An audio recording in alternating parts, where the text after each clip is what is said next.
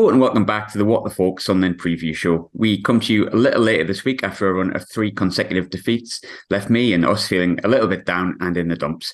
I'm sure you all feel very similar to me, like I say, but thankfully we've got a great guest for this week's preview show to cheer you up a little bit in the form of the excellent Chris Reeve from TalkNorwichCity. Chris, delighted to have you back, mate. I actually delayed this week's podcast just to have you back. That is some honour to be bestowed, mate. How do you feel? Bless you. Thank you. That's very kind of you. It's an honour. It's worth putting in the trophy cabinet, just like the friendship trophy that, of course, older Sunderland fans will know that they compete in against the mighty Norwich City. Maybe I'll put that one in the trophy cabinet, Graham. Thanks for having me on. Right next to it. It's got more trophies than Newcastle, I guess, but there you go.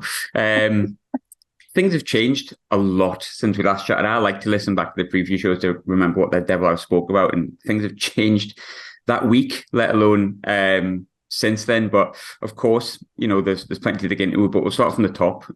Whilst we were getting beat at home 5-1 by Alex Neil, you picked up a really mightily impressive 3-2 win at Millwall. Never an easy place to go at the new Den. How was the performance? Yeah, I can't lie, guys. I remember when I spoke to you last time. I'm always quite apprehensive going into a game against Sunderland. Obviously, it goes without saying, you know, sleeping giant, huge club, great supporters. I've been chatting to a well-known Sunderland fan, Michael Bowers, about this all season long. You know, you guys are so unpredictable, and that's such an advantage in the Championship. We had that with Daniel Farke's first season. You're full of confidence. Obviously, when you play at the stadium like in the Championship with your fans behind you, that's such a good advantage.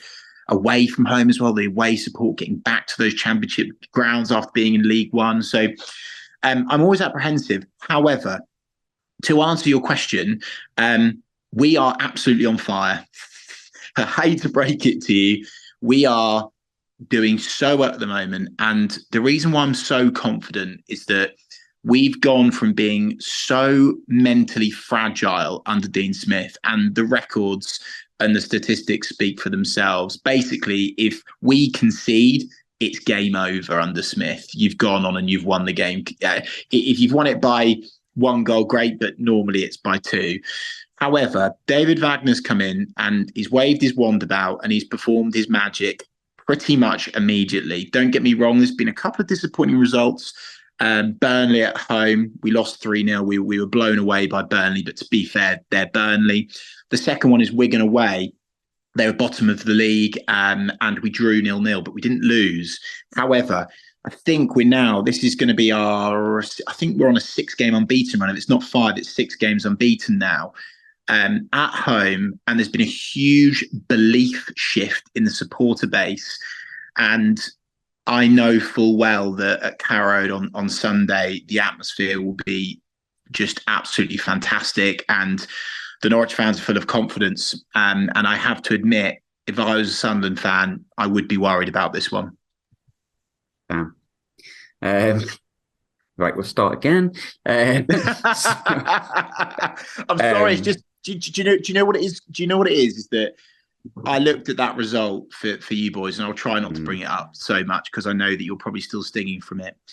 And I know just how much that will hurt you. And the reason why I know that is, of course, Alex Neil has done that to Norwich before when he went and managed Preston. He's beaten us, and it stings. It really does sting. So I understand that, but to lose in the manner that you did, and I'm sure your fans will actually side with me on this, is disgraceful. And obviously, you'll be looking for a reaction against us away from home at the weekend. But I would be worrying if I was a Sunderland fan. And it's such a big blow. Like, even if you do beat us on Sunday, I just think after losing in the manner that you did against Alex Neil, who I know is very much like Marmite to the Sunderland fans, I see that as such a big hit in your playoff push. I really do. I wholeheartedly believe that you could still get into the playoffs. But after that defeat, even if you beat us, I think that might have derailed you guys. I'm sorry to say. I've got so much respect for Sunderland. Obviously, you know, Alex Pritchard plays for you, and you know, and obviously we signed Bally Mumba from you. So I've got lots of respect for Sunderland. But yeah, That's me being honest and frank. No, I think it's fair, and I think there'll be a lot of fans that agree. And I think there's reasons behind it. And you look at our run of fixtures. Not only is Norwich away a really tough game, I do kind of mirror a little bit what you feel on the opposite side, and not just that. We've got Sheffield United at home after that. Then I think we've got Burnley, and we've got like this horrendous run, Luton at home. So it's yeah, that's exactly how we all felt. Stoke was like the one where you're kind of like, oh, hopefully, but that's an awful run. Yeah, it's disgusting. In reference to Wagner, though, as you said, that's a really big result. Even just looking at the last result at Millwall, it's a really tough place to go. I think we've only lost 2. We were delighted with the point, and it was gritty, and they're a horrible team to play against. But a lot of that upturns come from David Wagner, and we'll come on to Dean Smith and a bit more into that. But obviously, we have to start with him because he's the most important thing. He came on the 6th of January. He's made a marked improvement in form. But you watch the team every single week. I don't. What has he actually changed? He's changed a lot. He's changed so much, and even in just a basic form, he's just injected them with belief. Even away from the tactics and the personnel, he's injected belief, and it's so important. And obviously, results help that, and it's that snowball effect, right? You get more and more confident with every game you go unbeaten and every game that you win. We've always had the players, right? But under Smith, they were played out of position. They were low on confidence. I believe some of them were poorly managed.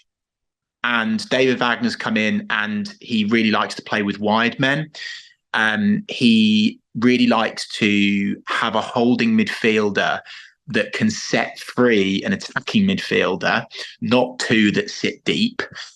And the way that he plays in terms of like trying to find the spaces in between the midfield and back line of the opposition, the way that he wants to get crosses into the box, and also it's proactive football. Like, it's not just pretty prancy football for the sake of it. Like, there's so much talk about, this possession-based stuff. But what I like about David Wagner is it's not just possession for the sake of it. He's very, very keen for us to get the ball forwards as soon as possible and put the opposition on the back foot. It's so, in my opinion, it's actually relatively easy to play against a possession-based side, because actually, if you want to pass it, this is the thing that Dean Smith hid behind for many, many weeks at Norwich City. The back four would just play it out between each other, centre back to left back, centre back to right back, etc. And then it would be, oh, well, we kept possession, we had more possession. Well, yeah, in ineffective areas where it doesn't matter. And so David Wagner switched that straight away. Kenny McLean, and this is the big thing, right? Is since you would have last played us, you are going to be shocked by at least 2 players, but probably 3, to be honest with you, that have been a complete revelation under David Wagner's management. One is Kenny McLean, an industrious midfielder that has been a scapegoat in recent seasons, that has been pretty inconsistent for Norwich, but it's still been, a very, very, good, solid player for us. And he has been outstanding. The Scottish Iniesta, we've now nicknamed him, or at least I have. And what he's done also is Gabriel Sara, who we signed from Sao Paulo in the summer, big price tag for Norwich City. We don't spend the amount we've spent on him, but we've spent it, upwards of £10 million, all right? Norwich City are a club that need players to hit the ground running. And when Gabriel Sara first came in, we were like, oh, no, not again. We've signed what I would call a green banana, someone that isn't quite ripe yet. You can't eat them just yet. You need to wait for them to ripen in the right system. He's instantly got Gabriel Sara firing. I've said it in our last podcast on TalkNorwichCity, and I'll say it again. I think he's the best player in the league, hands down, already. And I think you'll see that on Sunday. If you look at his goal against Millwall, it's a goal of the season contender. The skill and audacity to pull that off is just absolutely outrageous. And then the third one, which no one expected, but has been a big boost for Norwich City, is Onel Hernandez. Onel Hernandez, we signed back when Daniel Falk was in charge. He was one of the first sort of, I guess if you like, key foreign players that we signed to really just take the championship by storm. An absolute beast of a winger. Under Daniel Falk in the Premier League, and also then under Dean Smith, they perceived him as not good enough. They pushed him out on loan. but he didn't have confidence. He didn't have game time. He wasn't playing in the right system. And now we play without an out wide men, and he's in a system where he's got that link up with the attacking midfielders. He's now creating lots of good opportunities for us to take advantage of. And I think it's now 5 assists in the last 4 games, scored a couple as well. So when you've got players that have been cast aside all of a sudden, giving you 8 to 9 out of 10 performances, that's a really good sign that it's going well. And a lot of these Norwich players, Graham, they're all out to prove a point. And a lot of those Norwich players, I think it's 9 players we've got at Norwich City that are going to be out of contract at the end of this season. So what happens? They fight to earn I'm not listening to this bollocks of, we'll always be professional, yada, yada, yada. No. You definitely go up a year if you're fighting for a contract. And so it's all playing really nicely into Norwich's hands. And we're now in the ascendancy, and we are definitely on a playoff push, for sure. And, this Sunderland game is the second of 4 big games for Norwich City to see whether we've got what it takes to do something special.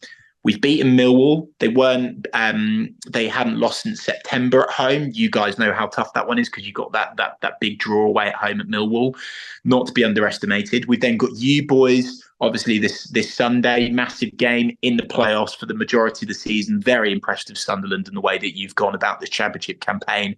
Then we've got Blackburn, and we've got Sheffield United too. And so all of a sudden, if we can be taking point, these are all 6-pointers, Graham. So it's a hell of a match on Sunday. There's a lot riding on it for both clubs. I think Sunderland need to win it to stay in the fight for a playoff place, and Norwich City need to win it as well to keep up our momentum to not just hopefully get into the playoffs, but who knows, maybe even have a tussle for the second spot. It's a big ask, but we're still in with a shout. Yeah, absolutely. And form, there's always one team that surges through at the end, I think it's a cliche these days, isn't it? Because that happens. But I'll tell you, the thing that worries me most, you can look at results and stuff like that, and I haven't watched Norwich as much as I probably would have liked to over the past few weeks. But when you look at stats and you look at things, I'm like, all right, they got beat off Burnley. All right, they drew with Wigan, which you mentioned, and you didn't score then. But taking that aside, since Wagner's came in and taken the cup game out of the equation, because it doesn't really matter, 6 wins and 9, I think it is. But perhaps even more telling, 19 goals in 9 games, which is an average of 2.1 goals per game. So, look, as Michael Bowers will tell you, he loves a clean sheet. For me, I'm different. I think goals win games. How much of that improvement has come in front of goal for Norwich? Massively. And, we're not trying to, as I say, this pretty prancy football for the sake of it. We're picking up the ball. We're having a go. We're forcing a save. And, again, you look at the players that can take shots from distance. Marcelino Nunes, who we signed as a bit of a wild card, he can score a free kick. He can score worldies. I'm not sure if, you would have done. Any football fan that watches the Championship highlights would have seen Marcelino's absolutely outrageous goal the other week, where he hits it on the volley outside the box.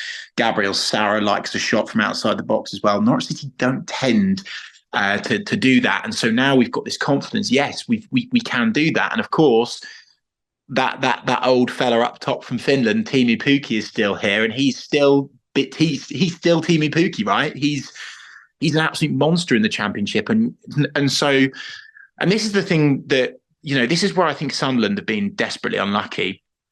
It's my understanding that you've had a couple of injuries up top, particularly to Stewart. That's a big loss. We have a series on our channel each week called The Warm Up with former Norwich City player and West Ham legend Dean Ashton. And Dean Ashton highlighted it, and he said, look, Sunderland have done so well, but effectively because they've lost their attackers to injuries, it's actually really hurt their season. I don't know if you agree with that, Graham, but the only negative I can see from a Norwich City perspective, we've still got a mistake in our back line. We are quite fragile at the back, but given the injuries to Sunderland's forward line, I wouldn't be confident going into the weekend, because that's the only sort of weakness I think for Norwich City, is that we've got a mistake if you put the pressure on us. If you can give it full guns blazing, put us on the back foot, our centre-backs can make a mistake.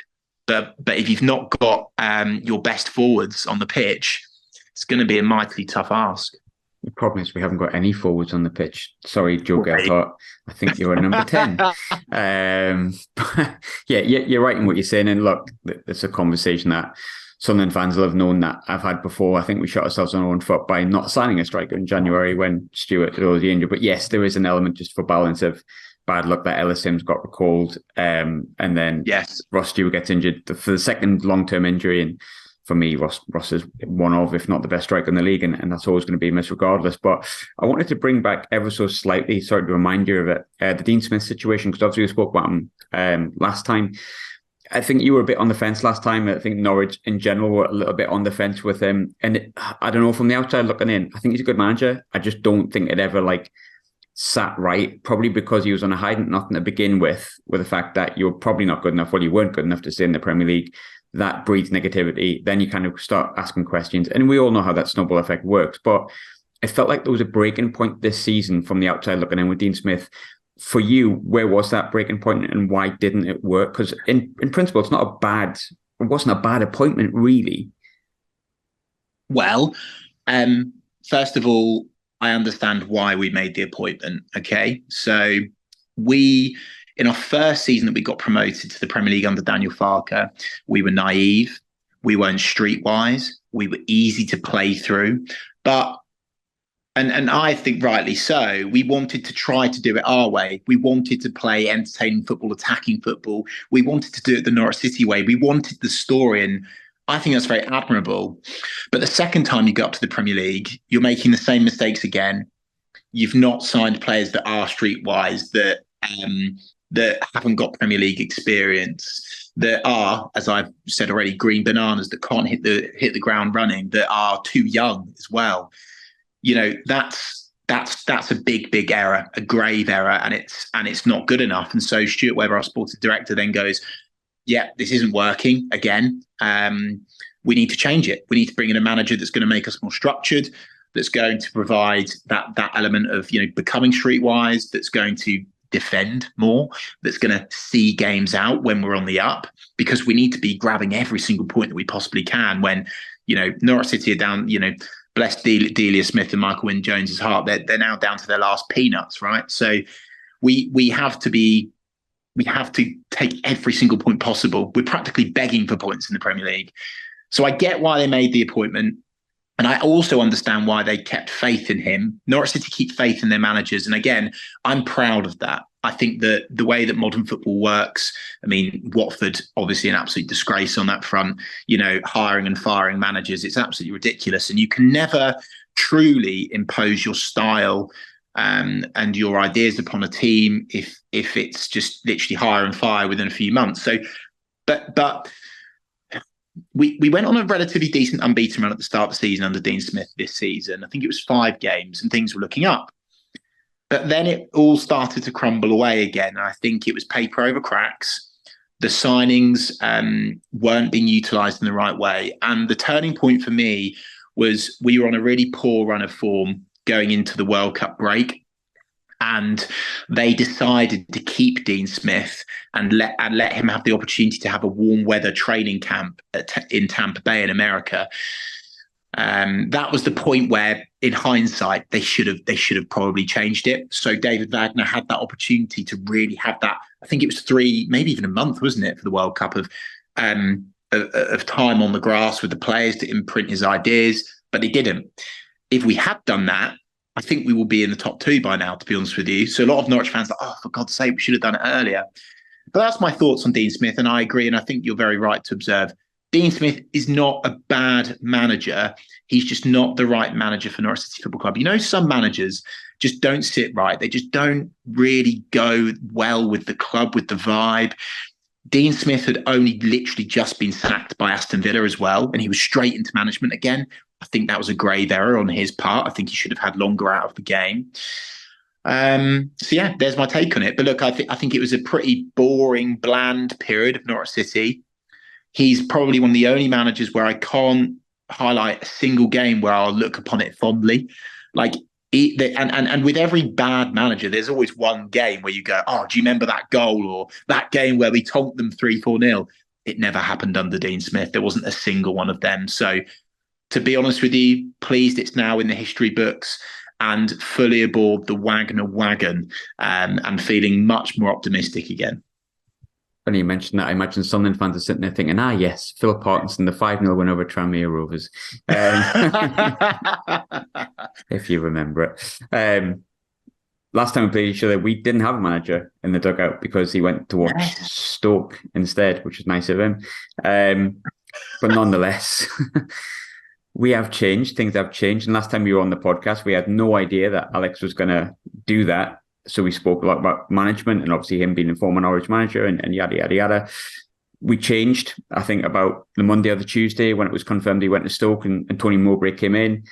Look, it's not been great over the past few weeks. I get that. And I think in balance, it's hard to be balanced when you're a fan of any club. You go by the most recent results. But from the outside looking in, obviously that was one of the weirdest times of the season for Sunderland, playing without a manager that was still a manager. But what have you made of Sunderland's reaction? It's like signing Tony Mowbray and how we've done in the season, take out the last 3 weeks. It seems okay.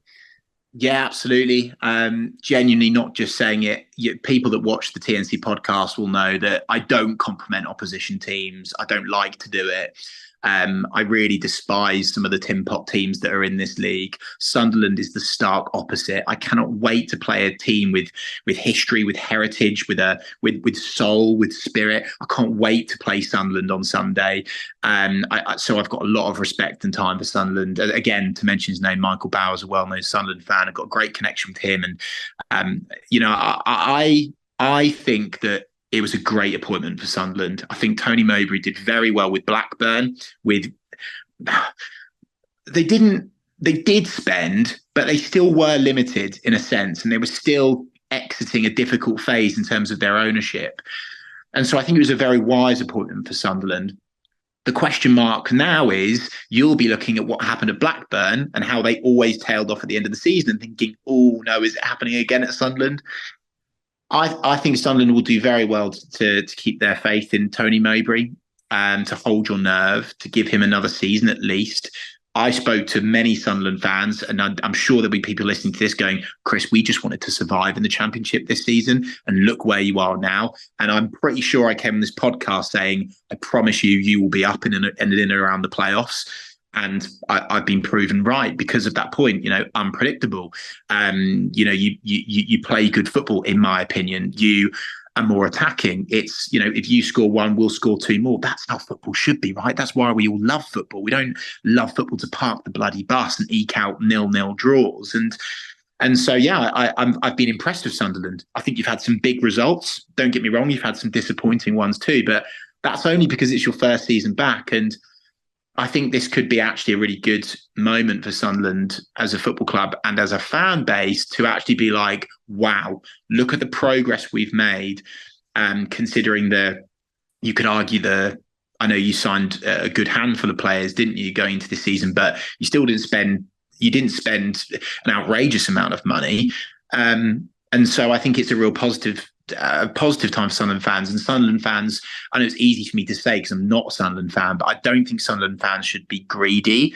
And I think that, keeping faith in Tony Mowbray and also the club, I think is a very, very good thing to do. So overall, I'm impressed with Sunderland, as I always have been, and I was mightily pleased that, you guys managed to help Ipswich stay in League One for a little bit longer as well, because as you can imagine, I absolutely hate them. So, lots of respect, doing very well. I think actually punching above your weight this season with all the love and respect in the world.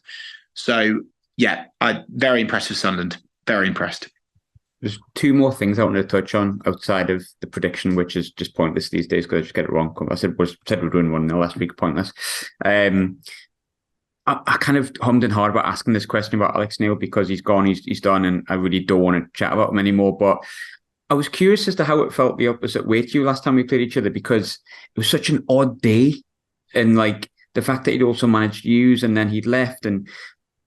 But I felt weird. Like it was just odd, Chris. It was really weird. Like, and I felt like in a way it was one of our better performances of the season, and we lost 1-0. We hit the post about 1,000 times, I think. 1,000. Yeah, put it this way. After that game, I let out a big sigh of relief because you absolutely peppered the goal mouth. You were really impressive. You absolutely at least should have got a point out that game. It was just one of those games where we took our chance. And I guess defensively we hung on, which sounds weird. But yeah, I think, that was one of your disappointing results this season, actually. I know you're saying you played well, but we were shite under Dean Smith. We were shite. You should have beaten us, manager or with or without a manager. And so, it was a weird time for something. I remember we recorded this podcast, didn't we? And we were like, oh shit, are we going to have to redo it? Because I've just bigged up Alex Neil for about half an hour. But no, look, it was weird. It was just a bit of a wacky result, wasn't it? And maybe a bit of a learning curve for Sunderland that game, really, because it's one of those instances where you absolutely I know you have to take your chances in every league, of course, but that was one of those ones where you just didn't take your chances, and that means less points, right? In any league. It was a weird period for Sunderland, though, and I would maybe just put that result in the bin and that moment in the bin and move on. But yeah, as I said at the top of this one, I think if I was a Sunderland fan, I would be seriously stinging from that last result against Alex Neil Stoke. I really, really would. I'm not sure.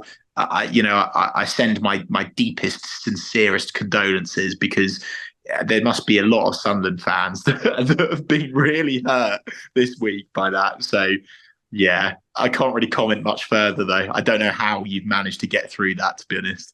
I think all I would say is that when, obviously, I messaged you to ask when you could do it, and obviously time's tight, and you said, how about Thursday? And I thought, 4 days off, brilliant. No sign for 4 days. Let's translate this from a Norwich City perspective, okay? That's like when Paul Lambert left for Ipswich, and I know there was time in between, but Paul Lambert at the time, he was admitted into our Hall of Fame, right? We did the double bounce from League One to the Premier League. He did what no other Norwich manager has done in years and kept us in the Premier League. He left the club because we didn't show ambition to sign Christian Benteke, who he went and then did with Aston Villa. So we held him in high regard. He then goes to Ipswich. Okay, that's like Paul Lambert then coming to Norwich with Ipswich and beating us 5-1.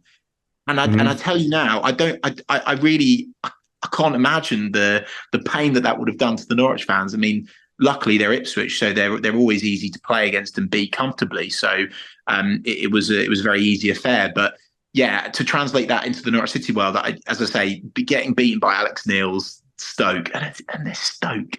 Yeah, they're Stoke, aren't they? Like, come on, it's not like it's one of the better sides in the league. They've been hanging around the relegation zone all season.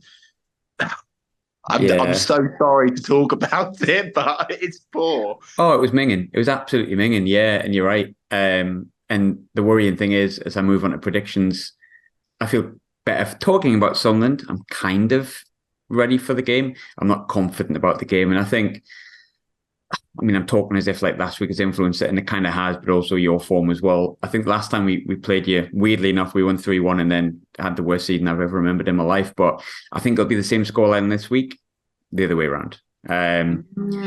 You're scoring goals. I think we're capable of scoring a goal, but not a meaningful one. It'll probably come late. And I think you're a good team. You're hard to stop. I think the biggest thing for me when we played you earlier in the season, and I know things have changed a lot, was the strength of your bench. I mean, I know Cantwell's obviously moved up here to Rangers and whatnot, but like Pookie and Cantwell came off the bench that day, and you've got players of similar ilk that can come off and do a job. So I want to be positive, but look, I want to get a prediction right for once. How are you guys at scoring set pieces? Horrendous. We haven't scored one in the league this season. Right. Okay. Well, again, that's okay. I think. Well, that's another weak spot, right? I think Millwall scored from 2 set pieces against us at the Den at the last weekend. And so, actually, no, one wasn't, sorry. One was a defensive calamity, but the other one was a set piece. So that's another weak spot. So I would agree. I think we're still a little bit fragile at the back, so I wouldn't be surprised if you did score. The thing for this, maybe a bit cliche, for me, it all depends on who scores first. If Sunderland score first, it could be a draw because you'll see a response from being spanked by Alex Neil Stoke. Sorry to say it again. However, if we score first, and I've not said this all season, I think it could be 3 or 4-0. Because honestly, guys, I haven't seen us this confident and this good in a long time. So Sunderland must score first. So if I was to, give Tony Mowbray some advice, which sounds weird because I obviously want you to lose miserably, is I would say go all guns blazing at the start of the game, try and score a set piece or try and get a lucky deflection or try and I know I'm talking like we're Man City. We're not Man City. We're quite easy to score against, but that's my point. Be proactive, be attacking. If you have a good go at Norwich and try to silence Carrow Road early on, you'll do well in the game. But if you concede first, if I was a Sunderland fan, I'd be considering getting an early bus home. Yeah, I normally say things like, it's always quite interesting to listen to the opposition podcast after the game because I feel quite similar to you. I don't know whether I should promote your podcast, but I'll do it anyway. But can I just say, I know I've just been quite cocky there. I just want to say it again. I really respect Sunderland as a football club, as a fan base. What you've done in recent seasons. So yeah, I am cocky in this. I am confident in this, but I've got a lot of time for Sunderland as a club. So I promise you, I'm not one of those knobhead fans that is dismissing it and saying it's going to be easy. It's not going to be easy. Sunderland will give us a really good game on Sunday because they will want to show a reaction. They'll be fired up. But there'll be obviously there's a difference in quality, and I think if anyone wants to listen to the previous podcast, you 100% echo what you've just said there. You obviously do have tons of respect for us. But where can we find your stuff? Obviously, it is really good, and I told you that last time. You know that. If you want to listen to the Talk Norwich City and all the other stuff you do, where can we find it, Chris? Thank you. That's so kind. I appreciate it. We're at Talk Norwich City on Instagram, on Twitter. Talk Norwich City on YouTube. We host a podcast called the TNC Podcast. We speak to all sorts of journos and current and former pros. And if Sunderland fans for some reason want to check out a Norwich City podcast, then feel free to come along for the ride. We get carried away. We're ridiculous. We're silly with it, but that's what football's all about, having fun. So yeah, we're Talk Norwich City. And if you want to chat to me after the game, it's at Chris Reeve on Twitter. You can chat to me after the game if you lose. However, if you win, you will not hear from me. I will go silent and I will not respond to any Sunderland fans. I'm going to get little clips of all the things you've said on this podcast and just fire them out. I won't do that. Too much time consuming. But Chris, always good to chat to you, mate. I know you've been a busy man. I somehow managed to speak about Sunderland this weekend, and hopefully you have an awful Sunday. But I'm sure we'll still speak afterwards, mate. Thanks for coming on. Cheers. Thank you so much. On the ball, City.